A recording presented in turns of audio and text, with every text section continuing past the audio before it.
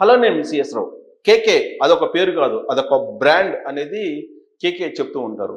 ఎందుకనంటే ఆయన చేసినటువంటి సర్వేలన్నీ కూడా ఎగ్జాక్ట్గా కరెక్ట్ అవుతాయి అనేది ఆయనకున్నటువంటి నమ్మకం. కాకపోతే హర్యానాలో మాత్రం పూర్తిగా బోల్తా పడింది కేకే సర్వే. మహారాష్ట్రలో మాత్రం కరెక్ట్ అయింది. మహారాష్ట్రలో మళ్ళీ తన పూర్వ వైభవాన్ని కేకే సంతరించుకున్నారు. అందుకే పడి లేచినటువంటి సర్వే కేకే సర్వే అని చెప్పి అనుకోవచ్చు. అయితే పక్కనే ఇంకొక సర్వేయర్ కూడా ఉన్నారు. ఇక్కడ సర్వే చేసినటువంటి వ్యక్తి, అతని పేరు ఆనంద్, సీనియర్ జర్నలిస్ట్. దాదాపు 25 సంవత్సరాలు అనుభవం ఉన్నటువంటి సీనియర్ జర్నలిస్ట్. ప్రస్తుతం ఆయన ఒక ప్యాషన్గా సర్వేలు చేస్తూ ఉన్నారు. ఆంధ్రప్రదేశ్ ఎన్నికల్లో కూడా ఆయన సర్వే చేశారు. డెఫినెట్గా 130+ అని చెప్పి ఆంధ్రప్రదేశ్ ఎన్నికల్లో కూటమి గెలుస్తుందని చెప్పి అంచనా వేశారు ఆనంద్.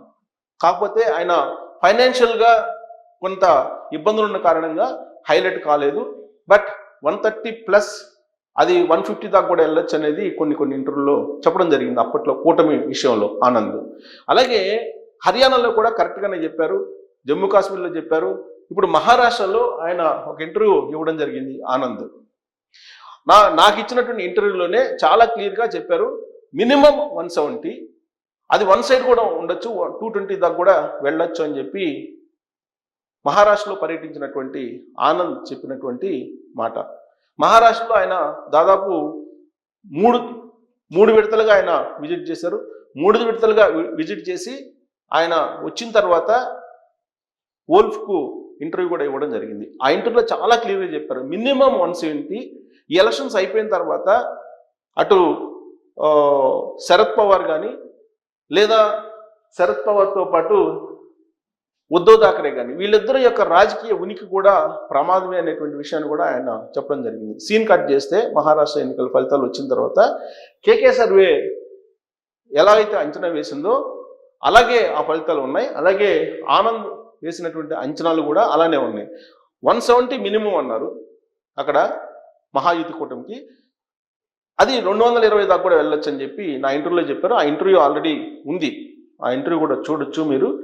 సో ఇక్కడ వీళ్ళిద్దరు ఇచ్చినటువంటి సర్వేలు, అలాగే ఎగ్జిట్ పోల్స్ ఇచ్చినటువంటి సర్వేలు, అసలు వీళ్ళు ఏ విధంగా అనలైజ్ చేస్తున్నారు అనేది కనుక మనం ఒక్కసారి అబ్జర్వ్ చేస్తే కనుక, ఇక్కడ ఆంధ్రప్రదేశ్ ఎగ్జిట్ పోల్స్ మొన్న 2024లో జరిగినటువంటి వాటిని చూస్తే కనుక KK survey exit polls TDP 133, Janasena 21, BJP 7, కూటమికి 161 వస్తాయన్నారు, వైసీపీ 14 వచ్చినాయి. సో ఏపీ ఫలితాలు చూస్తే కనుక 135 టీడీపీకి వచ్చినాయి, జనసేనకి 21, బీజేపీకి 8, కూటమికి 164, 11 వైసీపీకి వచ్చినాయి. దాదాపుగా 95%, 95 కూడా కాదు, 97%, 98% వరకు ఎగ్జాక్ట్గా ఆయన సర్వే కరెక్ట్ అయింది. దాంతో కేకే బ్రాండ్ ఆకాశానికి వెళ్ళిపోయింది. ఆకాశానికి వెళ్ళిపోవడంతో పాటు ఆయన అమెరికా ఎన్నికల్లో కూడా సర్వేలు చేయడానికి సిద్ధపడ్డారు. కాకపోతే అక్కడ వర్కౌట్ కాలేదు. ఈ లోపుగా హర్యానా ఎలక్షన్స్ టేకప్ చేశారు. హర్యానా ఎలక్షన్స్లో బోల్తా పడ్డారు. దాంతో ఆయన పైన అయిపోయింది సర్వేల్లో, ఇక నా సర్వేలు చేసిన నమ్మరు అని చెప్పేసి అనుకున్నారు. మరొక రాజగోపాల్ లాగా మిగిలిపోతారు అనుకున్నారు. బట్ మహారాష్ట్రలో ఆయన సర్వేలు చేసి మళ్ళా తను సర్వేకి ఒక బ్రాండ్ ఉందని చెప్పి నిరూపించుకున్నారు కేకే. ఇక్కడ చూస్తే మనం హర్యానాలో ఇచ్చిన రిజల్ట్ మొత్తం హర్యానాలో 90 ఉంటే కేకే సర్వే ఇచ్చింది బీజేపీ 11, కాంగ్రెస్కి 75 అని ఇచ్చారు. అంటే వన్ సైడ్ కాంగ్రెస్కి ఉంటుంది అన్నట్టుగా ఇచ్చారు. హర్యానా ఒరిజినల్ ఫలితాలు చూస్తే కనుక బీజేపీకి 48, కాంగ్రెస్కి 37 వచ్చింది. సో ఇది ఎక్స్పెక్ట్ చేయనటువంటి రిజల్ట్. అసలు కేకే సర్వే అంచనాలకి వాస్తవ ఫలితాలకి అసలు పొంతం లేదు. దాంతో కంప్లీట్గా బోల్తా పడ్డాడు కేకే. ఆ కేకే సర్వే మొత్తం బోల్తా పడింది. కేవలం 11 ఇచ్చారు ఆయన. సో కాంగ్రెస్కి 75 ఇచ్చారు. బట్ 48 వచ్చి బీజేపీ అక్కడ గవర్నమెంట్ ఫామ్ కూడా చేసింది. సో కాబట్టి కంప్లీట్గా బోల్తా పడ్డారు ఈ విషయంలో అని చెప్పేసి అనుకోవచ్చు. అంటే ఇక్కడ మీరు ఆంధ్రప్రదేశ్లో ఎగ్జిట్ పోల్స్ని, ఒరిజినల్ పోల్స్ని, అలాగే ఇక్కడ హర్యానాలో బోల్తా పడ్డారు. బట్ మనం కనుక మహారాష్ట్ర చూస్తే కనుక మహారాష్ట్రలో బీజేపీ ప్లస్ 225, కాంగ్రెస్కి 57+ వస్తాయి అని చెప్పి ఇచ్చాడు.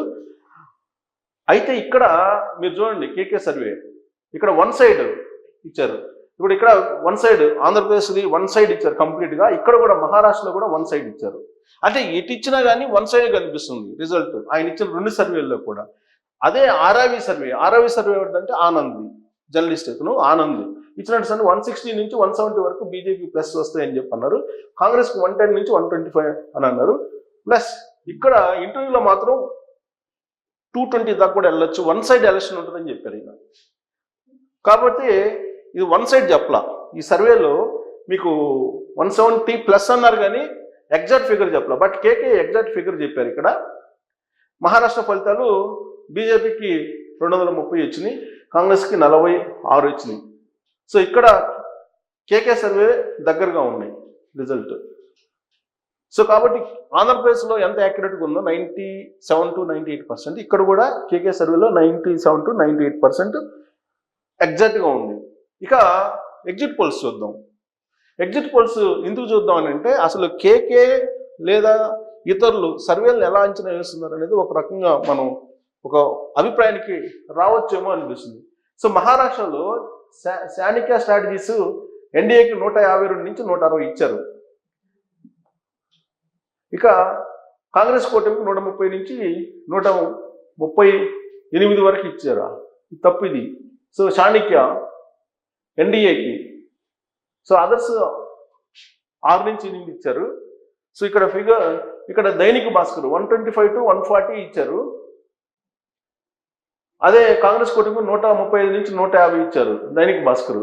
అలాగే ఎలక్ట్రాల్ ఎడ్జీ ఇది 118 నుంచి 118 ఎన్డీఏకి, మా కాంగ్రెస్ కూటమికి 150 ఇచ్చారు. ఇది పూర్తి రివర్స్లో ఉంది వ్యవహారం. అదర్స్ 20 అన్నాడు. సో ఇక లక్ష్యహీం మరాఠీ రుద్ర ఇది 128 నుంచి 142 ఇచ్చారు ఎన్డీఏకి. అలాగే కాంగ్రెస్ కూటమికి 125 నుంచి 140 ఇచ్చారు.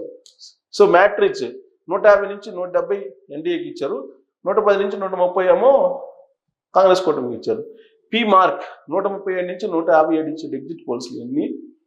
సో ఇక్కడ కాంగ్రెస్ కూటమికి ఏమో 126 నుంచి 146. పీపుల్స్ పల్స్ 175 నుంచి 195, 85 నుంచి 112 కాంగ్రెస్ కూటమికి వస్తున్నారు. పోల్ డైరీ 122 నుంచి 186 ఎన్డీఏకి, ఇక్కడ కాంగ్రెస్ కూటమికి 169 నుంచి 121 అన్నాడు. ఇక టైమ్స్ నౌ 150 నుంచి 167 అన్నాడు, కాంగ్రెస్కి 107 నుంచి 125 అన్నాడు, అంటే కాంగ్రెస్ కూటమికి. సో ఇక్కడ మనం చూస్తే కనుక ఎగ్జిట్ పోల్స్లో ఆల్మోస్ట్ ఎక్కువగా ఎన్డీఏకి ఇచ్చారు. చూడండి, ఎన్డీఏకి చాణక్య స్ట్రాటజీస్ 160 ఇచ్చాడు మ్యాక్సిమం, 140 ఇక్కడ ఇచ్చాడు, ఇక్కడ 142 ఇచ్చాడు, 170 ఇచ్చారు మ్యాట్రిక్స్, అలాగే 157 ఇచ్చారు, 195 పీపుల్స్ పల్స్ ఇచ్చారు. పీపుల్స్ పల్స్ మన ఎన్నికల్లో కూడా, ఆంధ్రప్రదేశ్ ఎన్నికల్లో కూడా ఎగ్జాక్ట్ కొంత అటు ఇటుగా బాగానే ఇచ్చారు. అలాగే పోల్ డైరీ 186 ఇచ్చారు హైయెస్ట్, టైమ్స్ నౌ 167 ఇచ్చాడు. అంటే యావరేజ్ తీసుకుంటే కనుక అందరూ 170 వరకు రావచ్చు, 170 నుంచి 180 వరకు, అంటే యావరేజ్ చేసుకుంటే 175 వేసుకోవచ్చు అండి ఎన్డీఏకి 170 వస్తాయని చేశారు. నీకు ఆర్ఆర్వి సర్వే కూడా ఆనంద్ కూడా అదే చెప్పాడు, 170 అన్నారు, 170 వరకు ఇచ్చారు ఆర్ఆర్వి సర్వే కూడా. ఇక మీరు కేకే సర్వేని తీసుకుంటే కనుక వన్స్ మొత్తం పల్స్ అయితే తెలిసిపోయింది, పల్స్ 170 వరకు వస్తాయని చెప్పి తెలిసిపోయింది. ఆ 170 వస్తున్న దాన్ని ఒక పీకెండ్లో 225కి తీసుకెళ్ళిపోయారు. అంటే ఎక్కువ సర్వేలు ఏది చెప్తే దాన్ని ఎక్కువ, అంటే ఒక పీకెండ్కి తీసుకెళ్ళిపోయారు, ఒక ఫిగర్ ఇచ్చేస్తున్నాడు ఆయన. సో అదే అతనికి అడ్వాంటేజ్ అవుతుంది. ఆంధ్రప్రదేశ్ ఎన్నికల్లో కూడా సర్వేలు అన్నీ కూడా ఆల్మోస్ట్ 1-2 సర్వేలు తప్ప మిగతావన్నీ కూడా 140+ కూటమికి ఇచ్చారు. బట్ కేకే డైరెక్ట్గా వన్ సైడ్ వెళ్ళిపోయేసి ఆయన ఫిగర్ ఇచ్చేసాడు, 173, 163 ఫిగర్ ఇచ్చేసాడు. అక్కడ అడ్వాంటేజ్ అయింది ఆయనకి. బట్ అందరూ 140+ ఇచ్చారు. ఆ ప్లస్ ఎంత అనేది చెప్పలేదు కానీ 140+ ఇచ్చారు. కాకపోతే ట్రెండ్ తెలిసిపోతుంది. ఆ ట్రెండ్ తెలిసిపోయిందని ఒక పీక్ స్టేజ్కి వెళ్ళి ఒక ఫిగర్ దగ్గర ఆగిపోతున్నాడు కేకే. బహుశా అది అడ్వాంటేజ్ అవుతుందా అతనికి అనేది ఒకటి. హర్యానాలో మరి ఫీల్ అయిపోయారు. హర్యానాలో అది కుదరలేదు. హర్యానాలో ఎందుకు కుదరలేదు? హర్యానాలో చూస్తే కనుక మీరు ఎగ్జిట్ పోల్స్ మిశ్రమంగా ఇచ్చారు, అందువల్ల ఆ పీకెండ్కి వెళ్ళలేకపోయారు. బట్ ఇక్కడ పీకెండ్కి వెళ్ళి కూడా యాక్చువల్గా కాంగ్రెస్కి ఎక్కువ ఇచ్చారు ఎగ్జిట్ పోల్స్లో. ఏది? హర్యానాలో మొత్తం కాంగ్రెస్ పార్టీకి మీకు దాదాపు 90% సర్వే సమస్యలు కాంగ్రెస్ పార్టీ అక్కడ ఫామ్ చేస్తుంది గవర్నమెంట్ అని ఇచ్చారు. ఇతను దాన్ని పీక్ స్టేజ్కి తీసుకెళ్ళి మీకు 75 ఇచ్చేశారు. అంటే ఒక సర్వేలన్నీ కూడా ఒక మూడ్లో ఉన్నప్పుడు దాన్ని ఒక పీక్ స్టేజ్ తీసుకెళ్ళి ఒక ఫిగర్ ఇచ్చేసి ఆ ఫిగర్కి దగ్గరగా రావడంతో అతనికి కలిసి వస్తుందా అనేటువంటి ఒక చర్చ ఇప్పుడు బాగా నడుస్తుంది. కారణం ఏదైనప్పటికీ కూడా మహారాష్ట్రలో కేకే మళ్ళీ తన బ్రాండ్ని నిలుపుకున్నాడని మాత్రం చెప్పొచ్చు. బట్ ఆ బ్రాండ్ ఎలా నిలుపుకుంటున్నారంటే అందరూ ఎగ్జిట్ పోల్స్లో 170+ చెప్పారు, యావరేజ్న 175 దాకా వెళ్ళిపోయారు. దాన్ని పీక్ స్టేజ్కి తీసుకెళ్ళి ఒక ఫిగర్ దగ్గర ఆయన బౌండ్ అయిపోతున్నారు. అది కలిసి వస్తుందా అనేటువంటి ఒక అభిప్రాయం కూడా ఉంది.